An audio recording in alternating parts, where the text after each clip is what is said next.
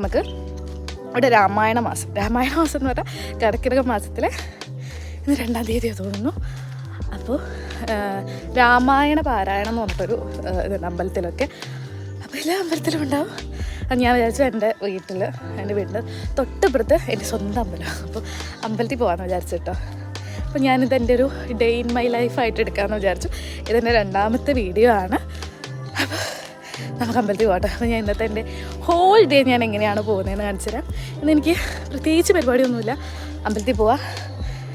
കുറച്ച് ദിവസമായി അമ്പലത്തിൽ പോയിട്ട്. അപ്പോൾ ഇവിടുത്തെ അമ്പലത്തിൽ പോയിട്ട് കുറേ ദിവസമായി കേട്ടോ. അപ്പോൾ ഞാൻ സാധാരണ ചോറ്റാനിക്കര അതുപോലെ അവിടുത്തെ ഞാൻ എറണാകുളമാണ് താമസിക്കുന്നത്. അപ്പോൾ അവിടുത്തെ എല്ലാ അമ്പലത്തിലും ഞാൻ പോവേ. അപ്പോൾ ഞാൻ വിചാരിച്ചു ഇവിടുത്തെ അമ്പലത്തിൽ പോവാം. അപ്പോൾ പ്രദേശം പോലെയുണ്ട്, പക്ഷേ ഇത് കാട് പ്രദേശമൊന്നുമല്ല. ഇവിടെ നല്ലോണം ആൾ താമസിക്കുന്ന സ്ഥലമാണ് കേട്ടോ. ഇത് നമ്മുടെ പാലക്കാട് ജില്ലയിലെ ആനക്കര എന്ന് പറയും. ഇഴാണ്ട് നമുക്ക് നോക്കാം കേട്ടോ. ഭയങ്കര വഴുക്കലാണ്. കണ്ടത് ഈ പച്ച വരുന്നതാണ് നമ്മുടെ വഴുക്കൽ എന്ന് പറയുന്നത്.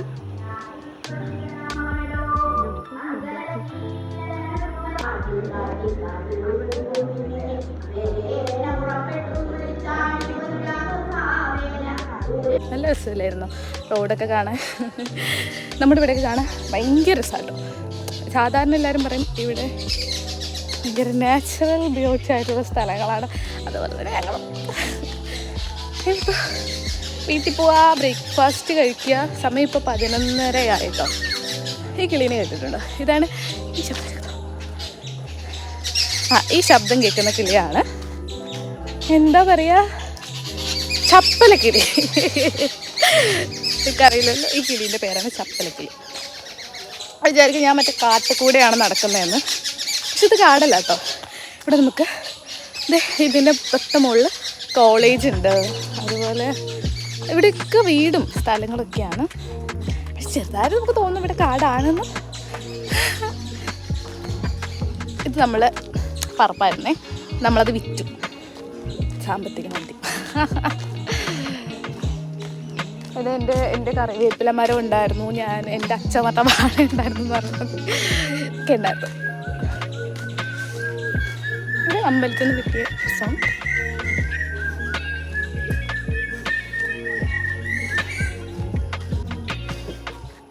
ഇത് എൻ്റെ ഏറ്റവും ഫേവറേറ്റ് സ്പോട്ടാട്ടോ. കാണാൻ നല്ല രസമാണ്. അമ്പലത്തിൽ പോയി ഇത് ചണ്ടാനായ കണ്ടോ. ഇവിടെ കാണിച്ചെടുക്കാം. കാണി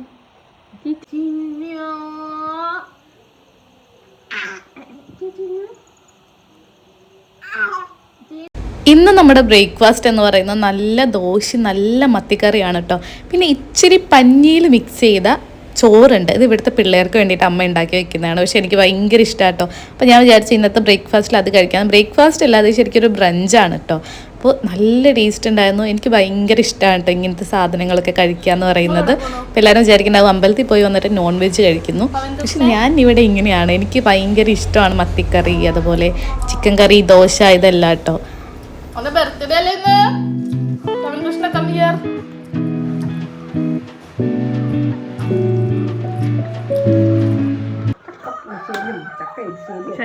ശരി, അതെ അങ്ങനെ കണ്ടോ.